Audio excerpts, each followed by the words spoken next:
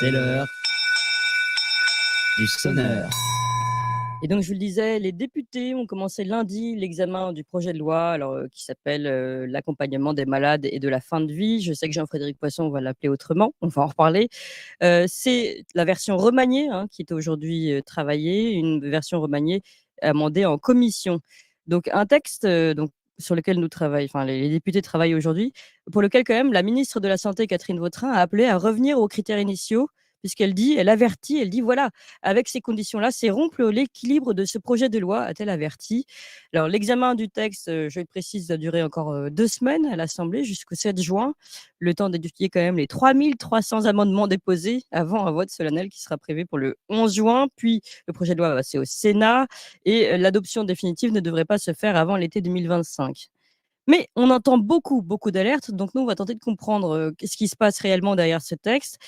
Texte d'abandon, selon les députés du RN hier à l'Assemblée. Texte de rupture totale, selon même la ministre de la Santé, alors que c'est quand même le gouvernement qui était à l'origine de ce texte de loi.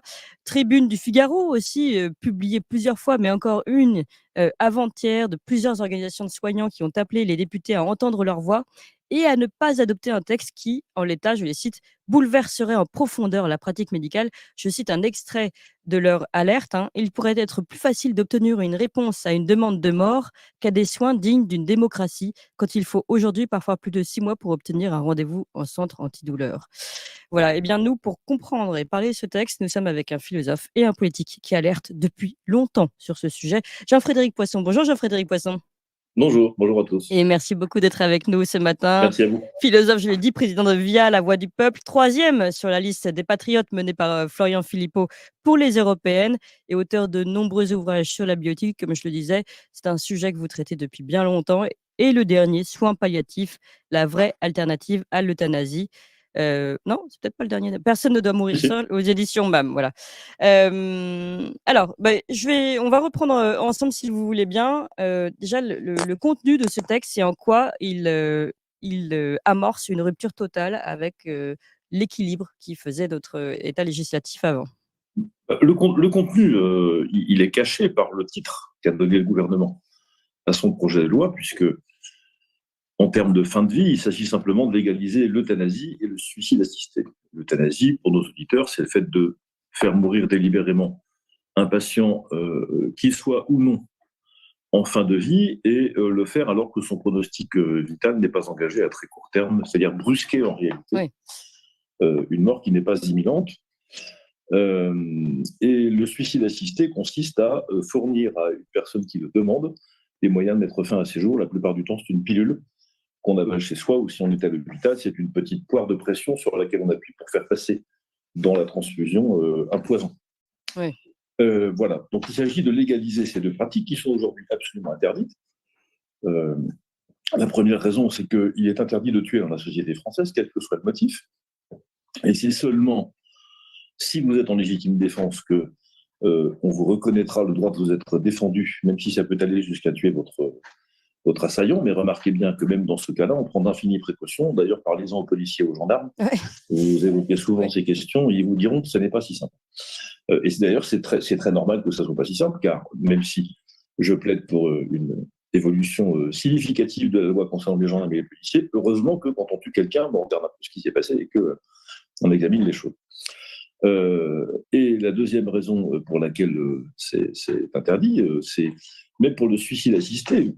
J'ai fait partie pendant 5 ans, j'ai représenté le Parlement français à l'Observatoire national du suicide, entre les années 2012 à 2017. Les pouvoirs publics en France déploient des moyens considérables pour prévenir justement le suicide, pour dissuader de le mettre en œuvre ceux qui le souhaitent, pour former les personnels soignants, les écoutants, les psychologues, des tas de gens pour repérer les tentations suicidaires ou les tendances suicidaires et prévenir le suicide, parce que la France est un des pays qui se suicide le plus, si j'ose dire, où l'on suicide le plus en Europe.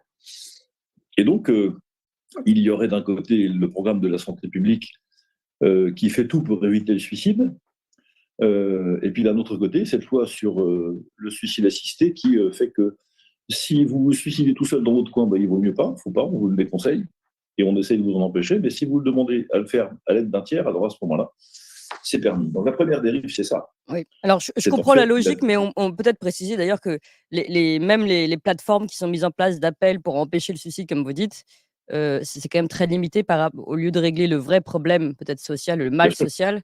Bon, mais ça, bien c'est sûr. encore un autre sujet. On préfère Oui, oui, mettre des numéros verts. c'est à titre curatif et ça, malheureusement, la prévention est un exercice sous ce rapport qui est difficile. Donc la première dérive, c'est le mensonge. Il ne s'agit pas d'accompagner la fin de vie, il s'agit de mettre fin brutalement à la vie de quelqu'un. Mm. La deuxième dérive, c'est que jusqu'ici, la législation française prévoit des dispositions pour aider à mourir ceux qui vont mourir, c'est-à-dire, c'est la loi Claes-Leonetti, quand on est en situation d'un patient qui souffre 1000 morts, qui est à l'article de la mort, c'est-à-dire qu'il n'en a plus pour quelques heures ou quelques jours à vivre et pour lequel on ne peut plus rien faire, même pas soigner la douleur, à ce moment-là, on l'endort de manière définitive en pratiquant ce qu'on appelle une sédation terminale profonde. Mm. Mais c'est à la condition que le pronostic vital soit engagé, qu'on soit vraiment à l'article de la mort et qu'il n'y ait plus aucune issue possible. Alors, cette loi actuelle contient des difficultés énormes, une des raisons pour lesquelles je ne l'ai pas votée à l'époque, mais c'est la législation en vigueur. Ici, le Parlement réfléchit depuis quelques jours sur, non pas une loi pour ceux qui vont mourir, mais une loi qui est faite pour ceux qui veulent mourir. Et vous voyez bien qu'on change de catégorie, ce n'est plus du tout la même chose. Deuxième dérive. Troisième dérive, le président de la République lui-même avait dit que la loi française mettrait des garde-fous. Il s'agissait, comme d'habitude d'ailleurs, de trouver une forme d'exception ou d'euthanasie à la française, en s'inspirant un peu de ce qui s'est fait à l'étranger et en y mettant un peu notre soupe nationale. Bon, tous ces garde-fous sont partis, en particulier la question de l'objection de conscience des soignants, oui, puisqu'on a inventé un délit d'entrave. C'est-à-dire, vous pourrez être condamné demain pour avoir refusé d'aider quelqu'un à se suicider. C'est un exemple, c'est ce que dit le texte, en tout cas sorti de la commission. Il n'est pas certain que la question du consentement éclairé soit tout à fait préservée. Enfin, bref, tout ce qui pouvait inquiéter un peu moins, on va dire ça comme ça, et rendre un peu moins indigne ce texte, en réalité, a sauté. Aujourd'hui, dans le texte issu de la commission, vous pourrez euthanasier des gens qui sont atteints de dépression, de maladie d'Alzheimer. Parce que la question de l'engagement, de la proximité du pronostic vital a complètement déserté ce texte depuis la commission. Donc voilà de quoi le Parlement français débat aujourd'hui, d'une pratique qui, dans son principe, est à condamner absolument et très fermement, pour les raisons que j'ai dites tout à l'heure. Oui. Et d'autre part, parce que même quand on essaye de trouver des arrondissements, on va dire, ou des choses un peu moins anguleuses pour rendre cette pratique moins indigne, eh bien on n'y arrive pas. Et les seules conditions qu'on aurait pu y mettre ont déjà lâché. Il est très, très à craindre que le texte qui sorte de l'hémicycle, alors il sera peut-être un peu moins libéral, au pire sens du terme, oui, que celui de la commission, parce que les débats s'annoncent quand même compliqués. Hein. On a vu, ça a commencé avant-hier. Oui. Ça se fait dans un climat difficile. La majorité elle-même la majorité relative des macronistes est assez divisée sur ce texte-là. Donc voilà. Alors, il est encore temps de demander au ciel d'arranger un peu tout ça. Oui, je voudrais faire réagir parce que je vois tout de suite des réactions ici dans le chat et c'est le moment de vous poser cette question qui est importante aussi, qu'on remette bien les choses au clair. Je vois quelqu'un là, Electroorg, voilà, son pseudo, qui dit « J'ai accompagné pendant de longs mois ma grand-mère qui était en train de mourir. Il fallait passer tous les jours à l'hosto pour vérifier que l'on s'occupait bien d'elle. Et précise non absolu à l'acharnement thérapeutique. » Mais est-ce que vous pouvez répondre peut-être à cette histoire d'acharnement thérapeutique? Je pense qu'il y a souvent une confusion. Je partage parfaitement l'idée de notre auditrice ou auditeur. Non à l'acharnement thérapeutique, bien sûr, c'est-à-dire, d'ailleurs, l'acharnement thérapeutique a été proscrit de la loi depuis 2005. Ça fait 20 ans maintenant que la loi dit, lorsque la situation du patient en fin de vie est sans espoir et qu'on voit bien que les traitements ne servent plus à rien parce que, bien, les forces de mort ont raison de la personne qu'on a en face de soi, lorsque les traitements ne servent plus à rien, alors il est légitime que le corps médical décide d'arrêter ces traitements, même si on sait qu'à terme plus ou moins bref, l'arrêt des traitements provoque une sorte d'accélération de la mort plus rapide que si on avait continué, même si ça ne sert à rien. Donc ça, c'est possible depuis 2005. Avant 2005, ça n'était pas possible. Parce que si vous arrêtiez les traitements même quand ça ne sert à rien, les médecins pouvaient être condamnés pour une forme d'homicide involontaire et être traduits dans la justice. Mais visiblement, là-dessus, Jean-Frédéric Poisson, j'ai l'impression qu'il y a une image qui est restée là-dessus, qui perdure, comme si il y avait une forme de traumatisme aujourd'hui, et beaucoup qui répondent, mais attendez, moi... Et d'ailleurs, c'est aussi ce qui est présenté par Olivier Fahlorny et puis tous ceux qui défendent ce texte, de dire, nous, on veut pouvoir mourir dans la décence, mourir dans la dignité, pas rester grabadaire sur son lit et entretenu, entre guillemets, comme un légume. Personne n'a envie de mourir dans des conditions indignes. Personne n'a envie de supporter des souffrances insupportables pendant des heures, des jours, des mois. Personne n'a envie de mourir dans un isolement total, psychologique comme sanitaire, comme tout ce que vous voulez. Personne n'a envie de ça. Et je comprends que personne n'ait envie de ça. Et quand on demande aux gens, qu'est-ce que vous choisissez entre ces conditions de mort qui sont insupportables d'un côté et le fait de pouvoir y mettre fin, simplement en demandant une piqûre à un médecin, vous choisissez laquelle des deux solutions. Ouais. Évidemment, tout le monde se rue vers la seconde solution parce que personne n'a envie de ça. Oui, dit comme ça, oui. Mais c'est presque... si vous regardez la manière dont les sondages sont formulés, les questions sont formulées, c'est ça qui plane.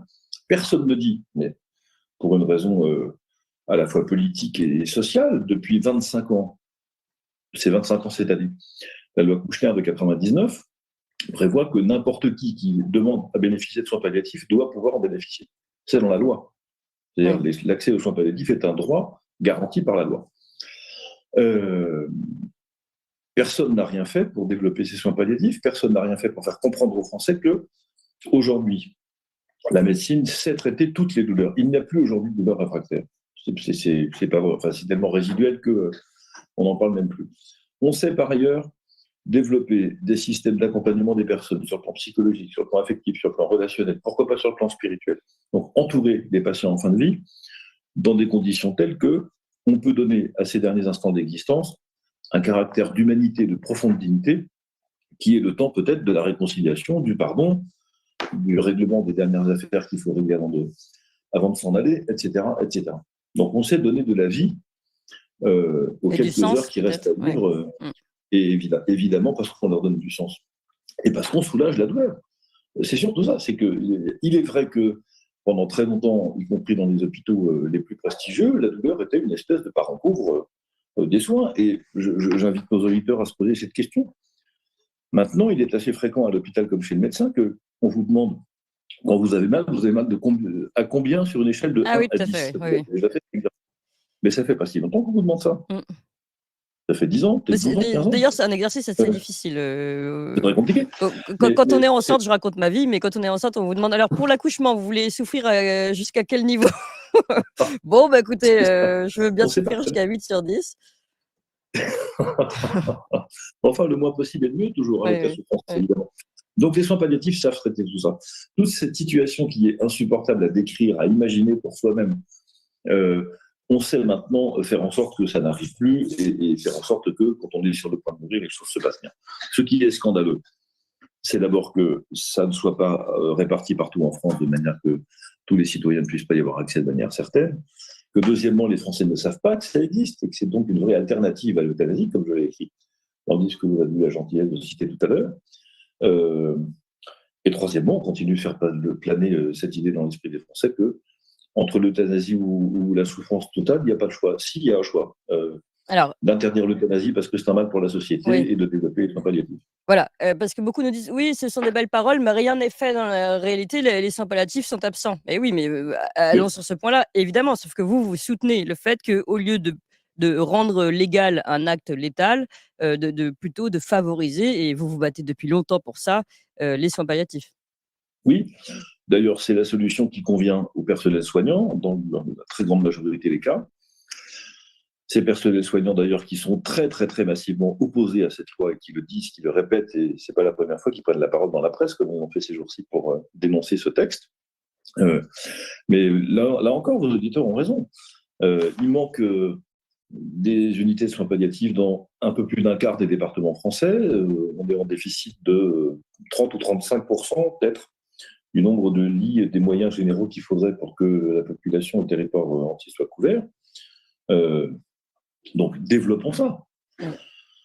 Et tant que nous n'avons pas développé ça, ne soyons pas étonnés du fait que nos citoyens restent très, très circonspect devant la perspective d'une fin de vie difficile. Oui, Jean-Frédéric Poisson, une dernière question peut-être pour être ultra lucide ici, et on essaie de le faire sur Toxin tous les jours.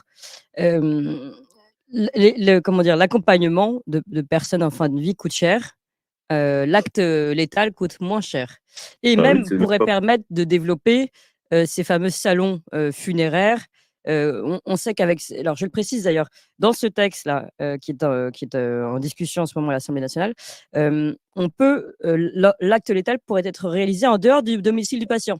Et nous, on a reçu il y a peu de temps quelqu'un qui avait écrit Chronique euthanasie, qui est un petit peu avec de l'humour, pour dire en fait, un acteur raté pourrait faire sa dernière scène enfin dans le plus beau des théâtres qu'on lui a toujours vu refuser. Enfin, voilà, on peut imaginer des choses et tout ça, c'est évidemment un business derrière. Et on sent bien qu'il y a aussi peut-être l'appel du gain financier. Oui, comme sur les salles de shoot, comme sur les mères porteuses, et sur l'euthanasie, vous avez parfaitement raison. Il y a deux aspects de business. Le premier, c'est ces fameux tiers-lieux qui pourraient être dédiés à la fin de vie, qui vont évidemment se développer de manière lucrative. Et deuxièmement, c'est la perspective d'économie avec les euthanasies réalisées au fil de l'eau dans une année et qui, évidemment, allégeront le budget de la sécurité sociale et le budget de fonctionnement des hôpitaux. Parce que entre les quelques secondes qu'il faut pour injecter un produit, presser une poire de poison ou avaler une pilule, et plusieurs jours, la plupart du temps, plusieurs jours de mobilisation de personnel engagé dans les soins palliatifs, environ 6 ou 7 personnes différentes, pas à plein temps, mais différentes, organisées autour d'un patient qu'on accompagne encore une fois dans les soins palliatifs. S'il y a tant de personnes, c'est parce qu'on décide d'accompagner les gens pour de vrai, et en vérité et en profondeur. Il y a évidemment une différence économique, mais donc deux économies, celle de l'État. Avec la Macronie, les enjeux lucratifs ne sont jamais très éloignés du cœur du sujet. Ah non, mais c'est intéressant parce qu'on voit deux formes d'économie. L'économie de l'État, qui n'est pas une économie près sur les choses importantes, et les intérêts financiers privés. Et comme vous l'avez dit, en général, il y a une certaine perméabilité entre les deux. Donc, intéressant à rappeler également quand on réfléchit sur ce sujet. Merci beaucoup, Jean-Frédéric Poisson. Je vais rappeler votre livre « Soins palliatifs, la vraie alternative à l'euthanasie » aux éditions MAM. Et je rappelle donc, troisième de la liste des Patriotes, la liste menée par Florian Philippot pour les élections européennes. Merci beaucoup, Jean-Frédéric. Qui s'appelle « L'Europe, ça suffit ». Voilà, l'Europe, ça suffit. Vous faites bien de me le rappeler. Merci beaucoup, Jean-Frédéric Poisson.